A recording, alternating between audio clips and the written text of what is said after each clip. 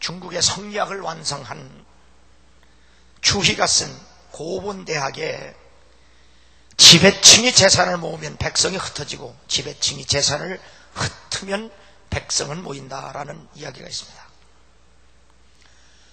재물은 어떻게 모았느냐도 중요하지만 어떻게 쓰느냐는 더욱 중요합니다. 장관으로 추천된 사람들의 재산 축적 과정과 그 쓰임새가 지도자가 되기에 합당치 않다는 것이 바로 백성들의 공통된 이야기고 또 백성들이 실망하는 부분입니다.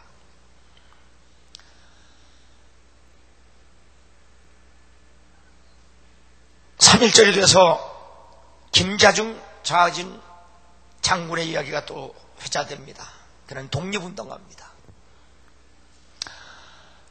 그는 자신의 전재산, 아버지로부터 물려받은 전재산이 요즘으로 환산하면 시골의 농토가 수십만 평 되는 엄청난 겁니다. 수십만 평의 모든 농토를 소작인들에게 그대로 나눠줬습니다. 그리고 자기가 살던 집, 소위 99칸.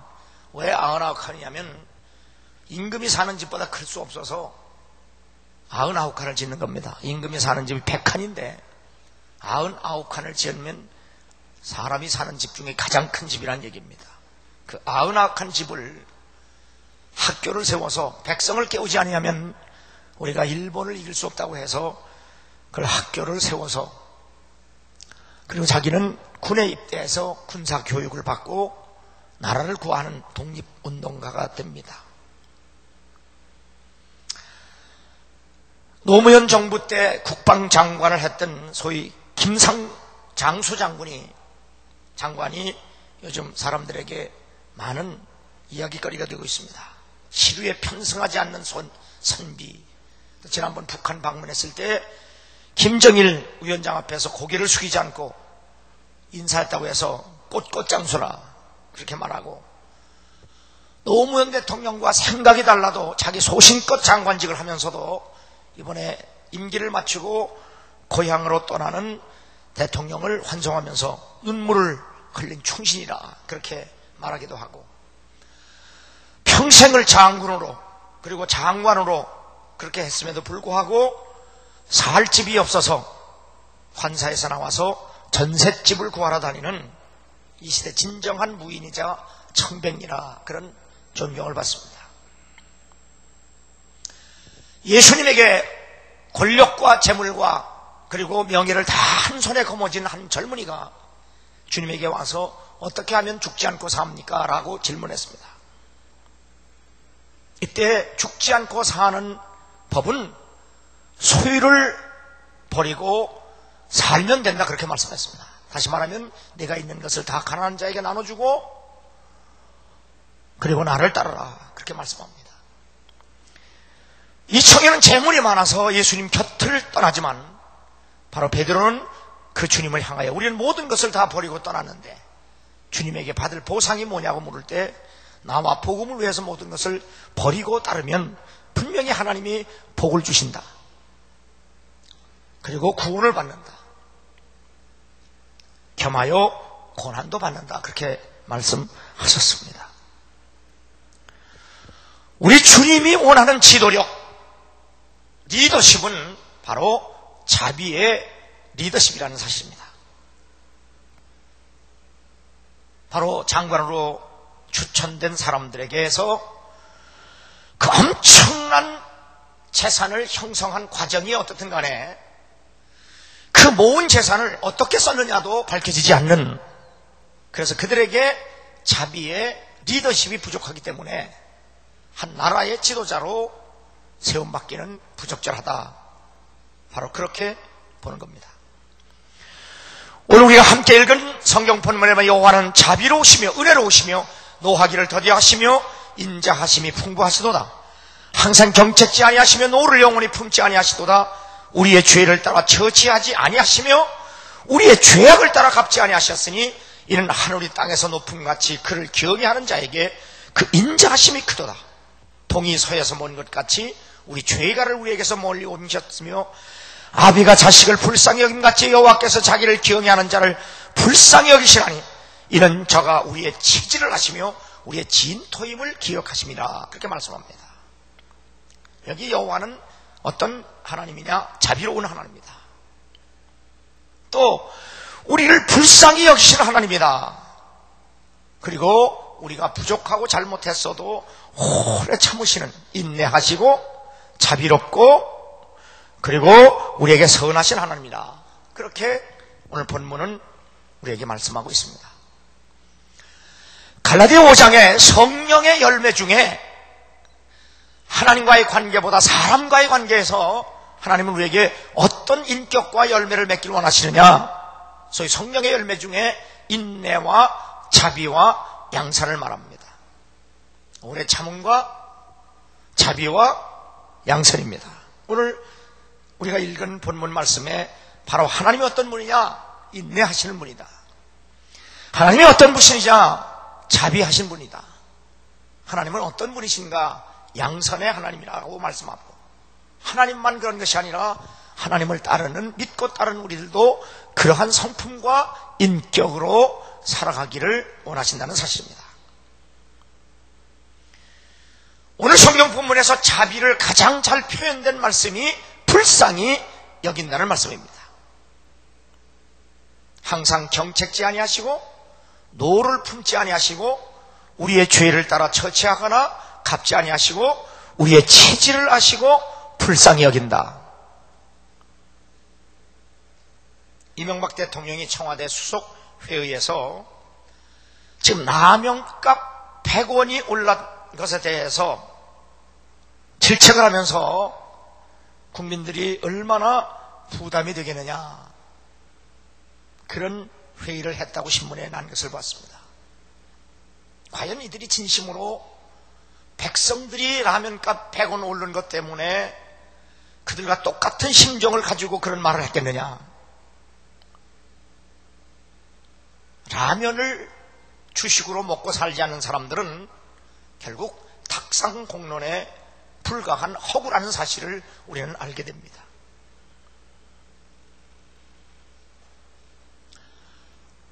하나님의 자비는 우리에게 어떻게 표현되고 어떻게 나타나는가? 말씀이 육신이 되셔서 이 땅에 오셔서 사람과 같이 되었고 사람의 모양으로 오셔서 십자가에 죽기까지 순종하고 복종했다고 말씀합니다. 이것이 자비입니다. 나는 엄청난 재산을 가지고 어마어마한 집에서 살면서 좋은 음식을 먹어가면서 100원짜리 라면값 오른 것 때문에 걱정하는 것은 쇼에 불과하다는 겁니다. 내가 100원짜리 라면을 먹으면서 100원 오른 라면을 사 먹는 그것이 부담되는 그런 삶의 정황, 인격을 갖지 않으면 정말 서민들과 같이, 백성들과 같이 될 수 없다는 사실입니다. 일반적으로 구약에는 엄격함과 신약에서는 사랑과 은혜가 있다고들 말합니다. 그러나 구약과 신약이 모두 하나님의 자비를 선포합니다. 그런데 자비라고 하는 말이 신약에서보다 구약에서 4배 이상 더 많다는 사실이 성경을 통해서 밝혀지고 있습니다. 구약의 하나님과 신약의 하나님은 동일한 하나님입니다. 변함없는 동일한 하나님, 그분은 구약에서도 자비롭고 신약에서도 자비로운 하나님으로 우리에게 말씀하십니다. 출애굽기 34장에 보면 모세가 돌판 둘을 처음 것과 같이 깎아 만들고 아침에 일찍 일어나 그 두 돌판을 손에 들고 여호와의 명대로 시내산에 올라가니 여호와께서 구름 가운데 강림하사 그와 함께 거기 서서 여호와의 이름을 반포하실세 여호와께서 그의 앞으로 지나가시며 반포하시되 여호와로라 여호와로라 자비롭고 은혜롭고 노하기를 더디하고 인자와 진실이 많은 하나님이로다 라고 말씀합니다.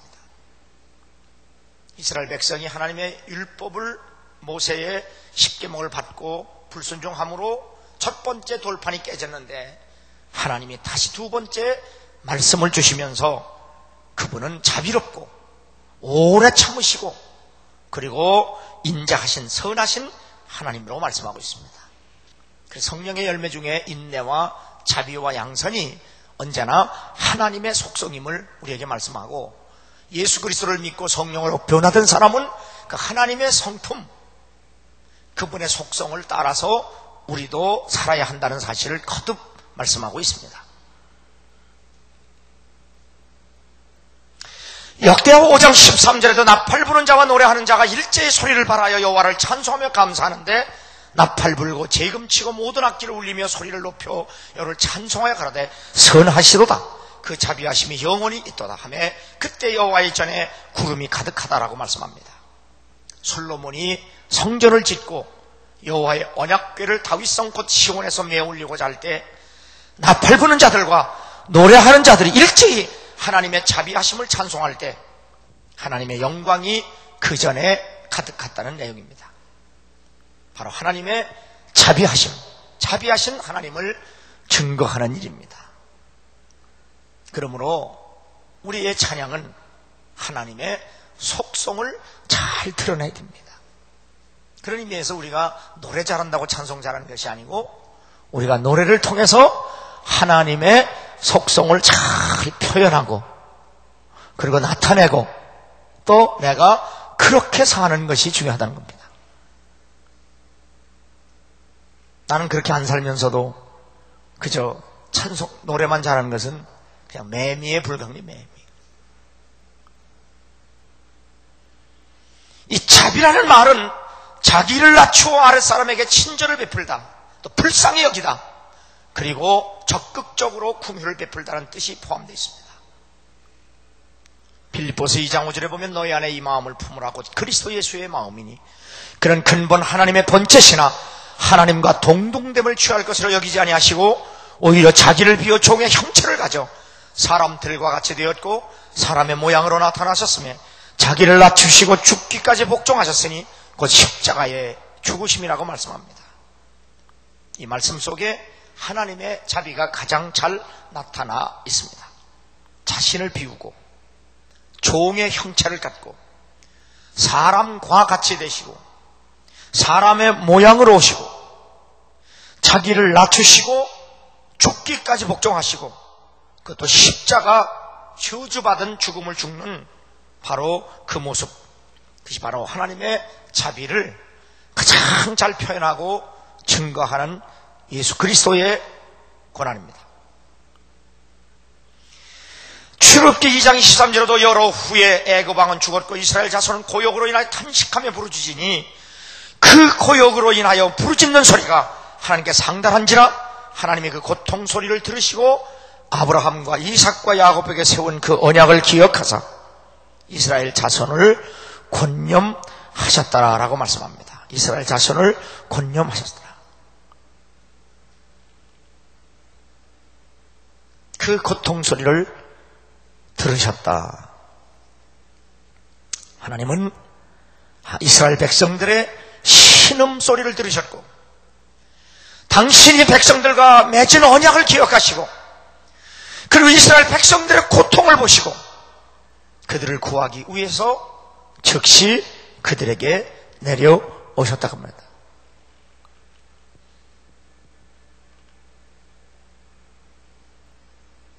마가복음 6장 34절에도 예수께서 나오사 큰 무리를 보시고 그 목자 없는 양 같음을 인하여 불쌍히 여기사 이에 여러 가지로 가르치시더라. 하나님, 성부 하나님, 성자 하나님은 바로 백성들의 고통 소리를 외면하지 아니하시고 그 작은 신음에도 귀 기울이셔서 또 듣고만 계신 것이 아니라 이 땅에 직접 오셔서 우리의 고통에 동참하시는 바로 그런 하나님임을 성경은 우리에게 분명히 말씀하고 있습니다. 하나님은 우리의 작은 시험, 고통도 외면하지 않으시고 들으시고 듣고만 계신 것이 아니라 우리 곁에 오셔서 그 고통에서 우리를 건져주시는 자비로우신 하나님임을 오늘 본문과 성경 모든 곳에서 말씀해주고 있습니다.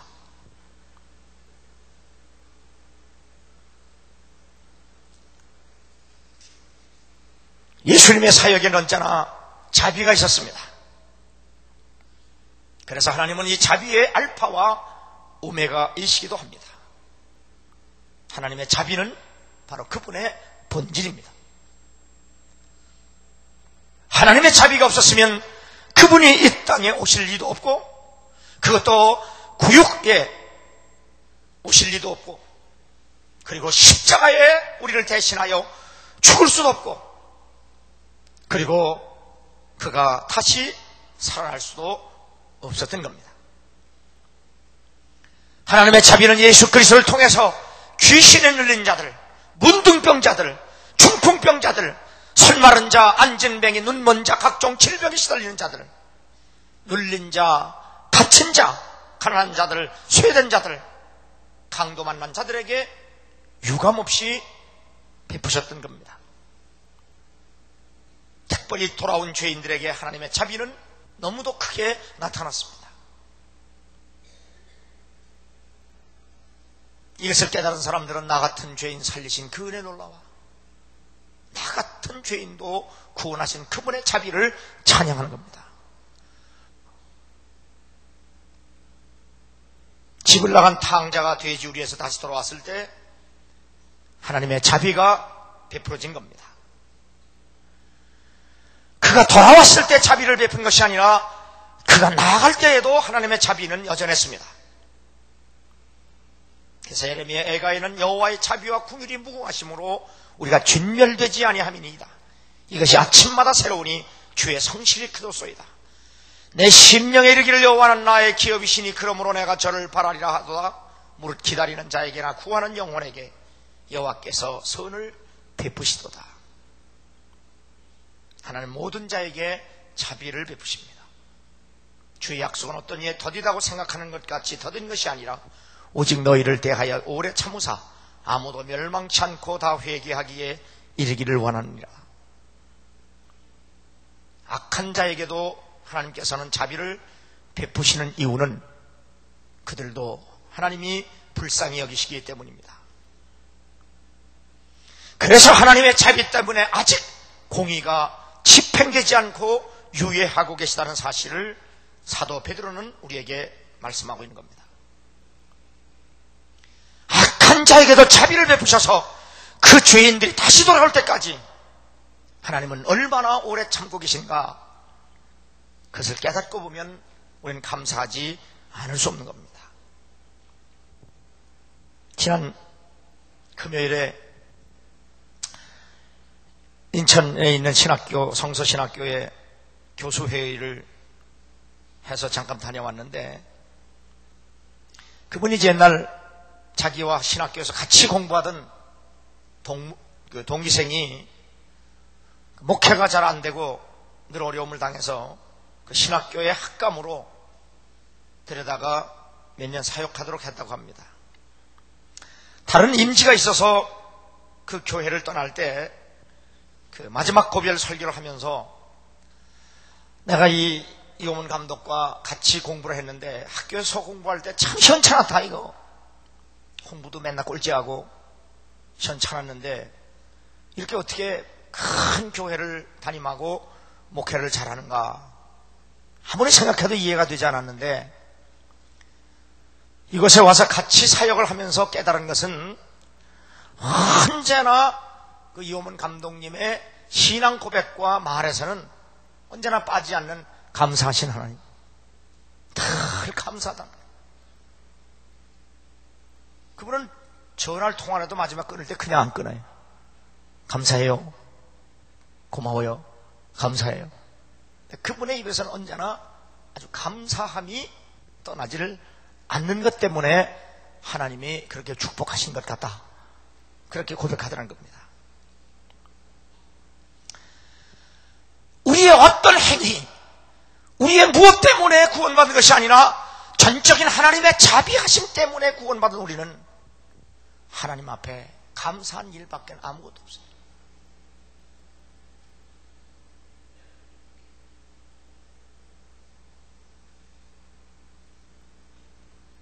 하나님의 이 자비를 깨달으면 실상 우리는 감사한 것밖에는 없다는 사실을 깨달아야 합니다. 모든 사람들은 하나님의 베푸시는 자비의 수혜자들입니다. 하나님은 여전히 공의의 집행을 미루고 계십니다. 하나님의 공의가 인간의 죄에 적용되면 당장 사형 선고가 내려지지만 하나님은 형의 집행을 미루고 계셨습니다.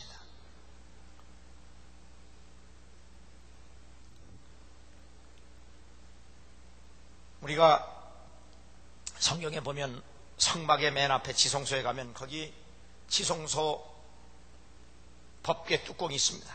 그 위에는 언제나 양의 피가 묻어 있습니다. 그런데 그 법궤 뚜껑을 열면 즉사하게 되어 있습니다.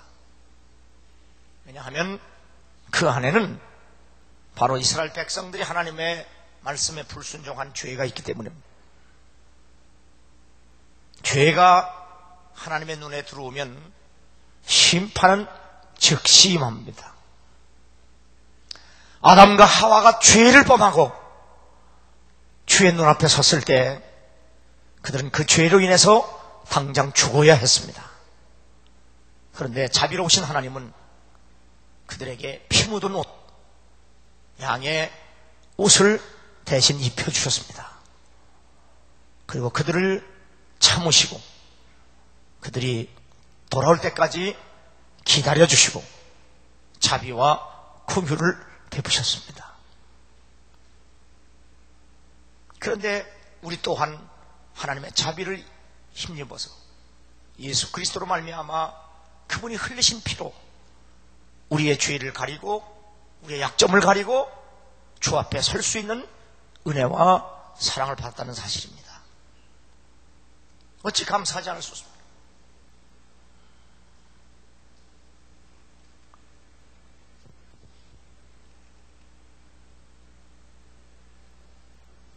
공의의 눈에 사악하면 반드시 심판이 따라야 하는데 그러나 하나님의 자비는 그리스도를 십자가로 보내셨습니다.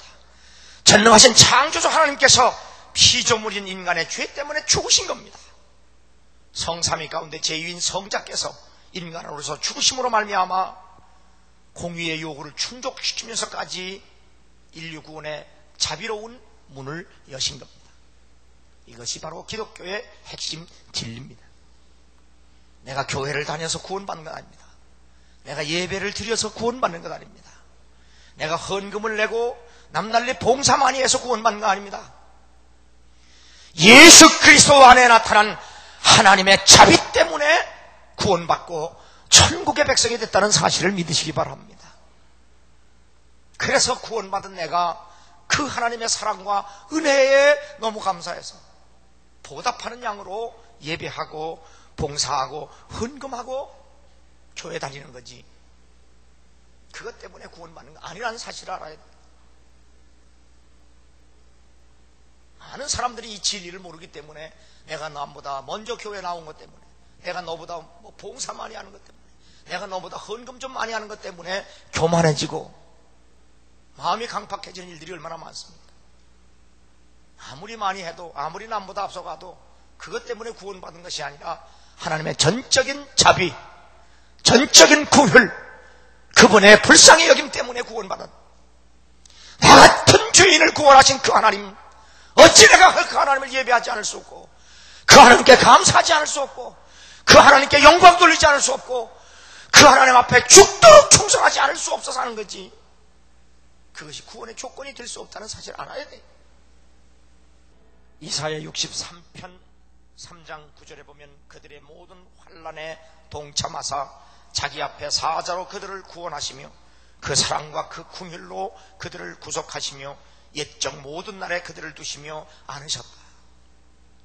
하나님은 우리가 죄와 고통의 환난 가운데 빠져 있을 때 그분이 친히 오셔서 우리를 구원하시고 사랑과 불쌍히 여김으로 우리를 다시 살리셔서 그분의 품에 안고 계신다. 그렇게 이사야 선지자는 깨닫고 우리에게 말씀을 증거해 주고 있습니다.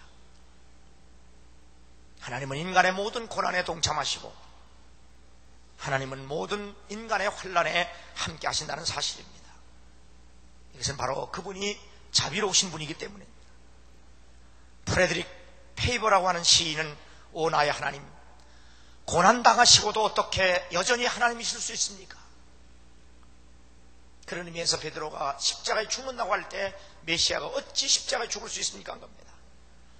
그래서 시인 페이버도 고난당하시면서도 어떻게 여전히 하나님이실 수 있습니까? 이 신비가 나의 지성에는 어두움이 있지만 저희 마음에는 햇볕입니다. 그런 고백을 합니다. 그는 육체에 계실 때에 자기를 죽음에서 능히 구원하실 이에게 심한 통곡과 눈물로 간구와 소원을 올렸고 그의 경외하심을 인하여 들으심을 얻었느니라.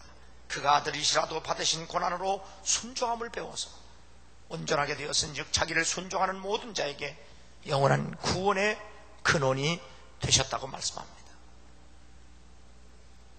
예수님의 자비는 긍휼을 베풀 수 있는 유일한 방법을 선택했고 그것은 바로 고난으로 순종, 곧 죽는 것이었습니다. 그래서 예수님은 십자가에서 죽으셨습니다. 그것은 바로 주님이 우리를 얼마나 사랑하시고 그리고 얼마나 우리를 불쌍히 여기셨으면 우리가 죽어야 할 죽음을 대신 죽으셨는가 하는 겁니다. 하나님의 자비가 우리에게 주어질 수 있는 것은 오직 속죄 때문입니다. 이 속죄를 이루신 분은 바로 예수 그리스도입니다. 예수 그리스도로 말미암아 하나님의 자비를 얻은 우리는 그분의 자비를 감사하고 그리고 그분의 자비를 실천하고 그 자비를 증거하며 살아야 할 책임과 의무가 있다는 사실입니다. 하나님의 자비와 긍휼을 잊지 아니하고 평생 감사하며 그 자비와 긍휼을 실천하고 증거하며 사는 여러분 되기를 주의 이름으로 축원합니다.